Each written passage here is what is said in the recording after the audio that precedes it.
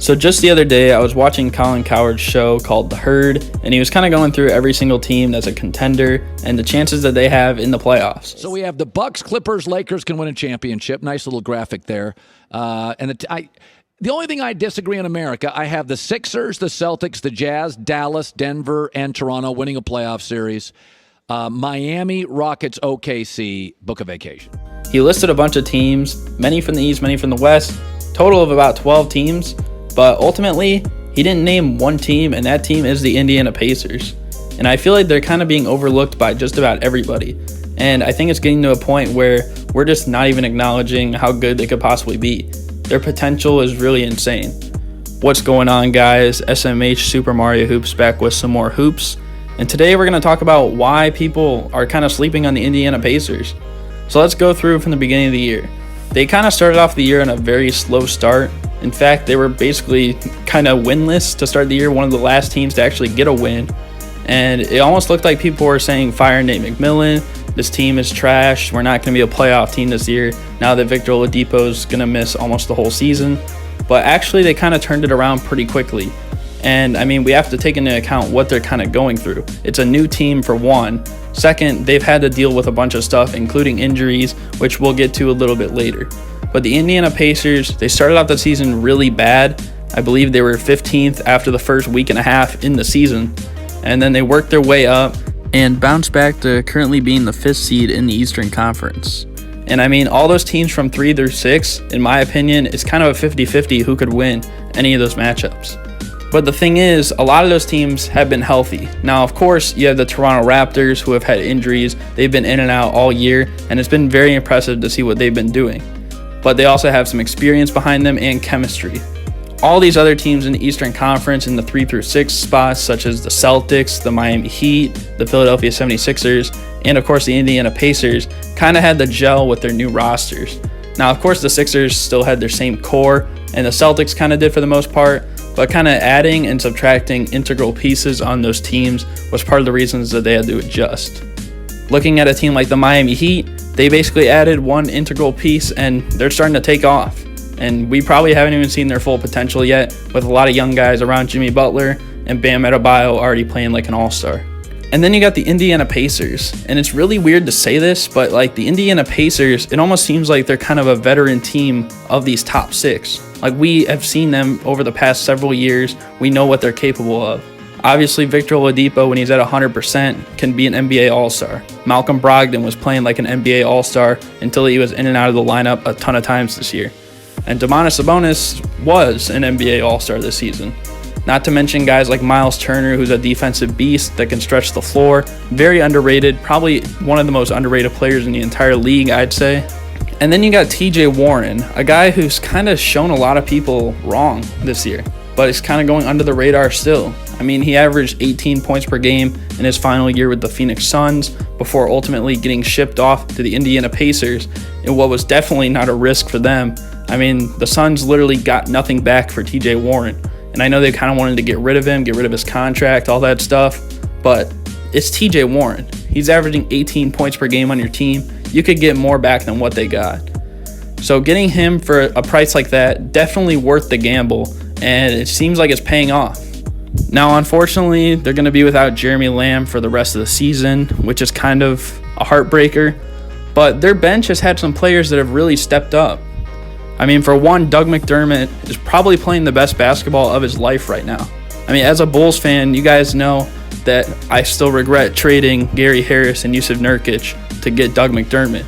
But obviously, he's playing really good this year. I mean, he's playing his role nice. You could argue he might be having the best year of those three because Nurkic, he's been injured basically all year, might not even come back.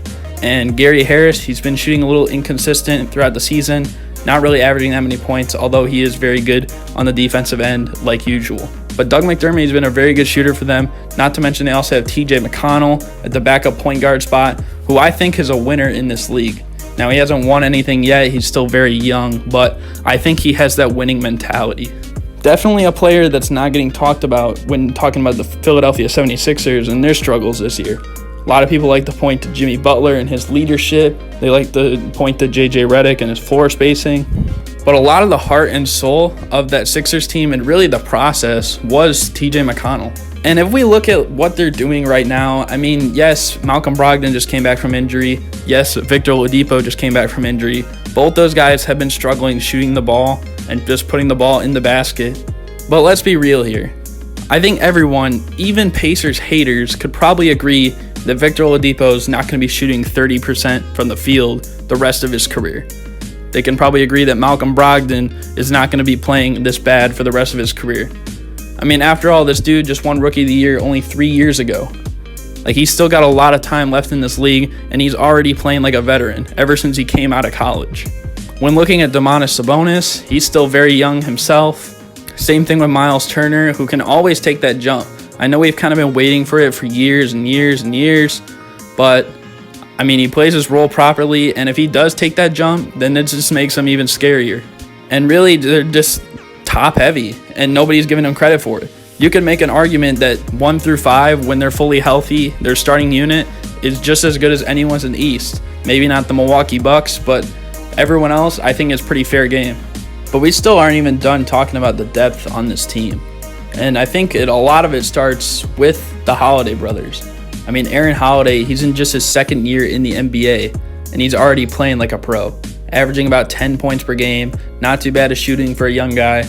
I mean, what more could you really ask for? And he's really stepped up in some of the big games with a lot of the injuries this year.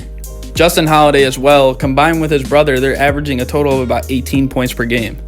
Both of them can play defense, both of them can shoot the 3 ball, and both of them just play hard. Like, that's what you kind of want. You see a lot of these players that, you know, sometimes they take games off or take plays off, but they're not one of them. Like, this duo, and really just about everybody on the Pacers squad, plays hard every single time.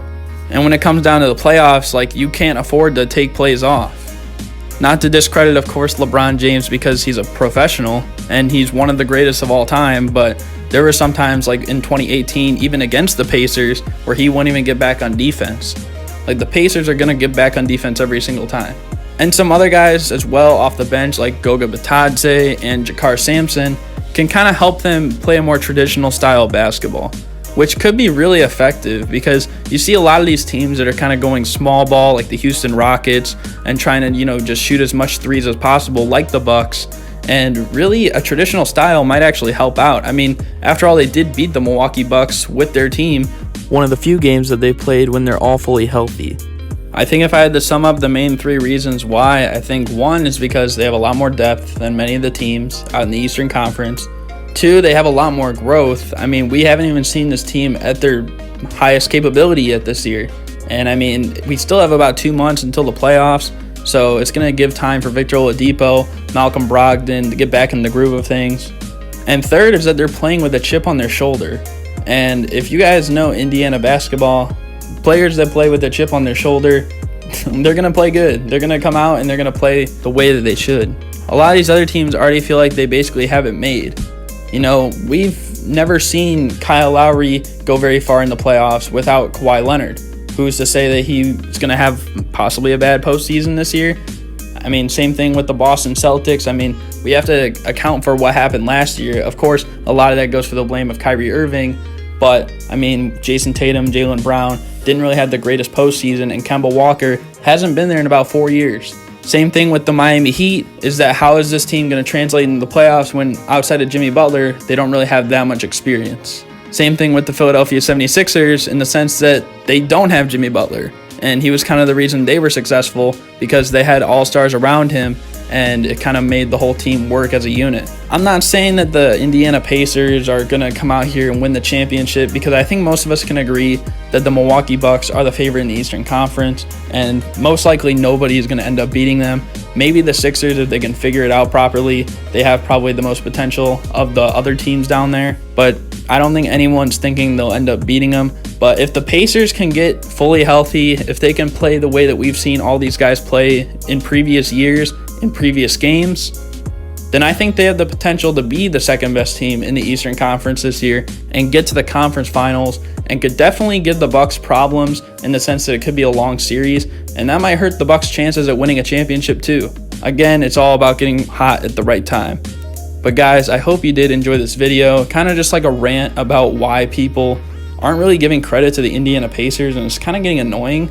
You guys know that I'm a Chicago Bulls fan, obviously, but I'm actually from Indiana, so there is kind of some home style to Indiana, especially the Pacers for me.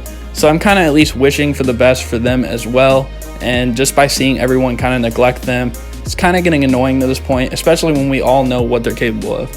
But yeah, hope you guys enjoyed. That's going to do it for me, and I'm out. Peace.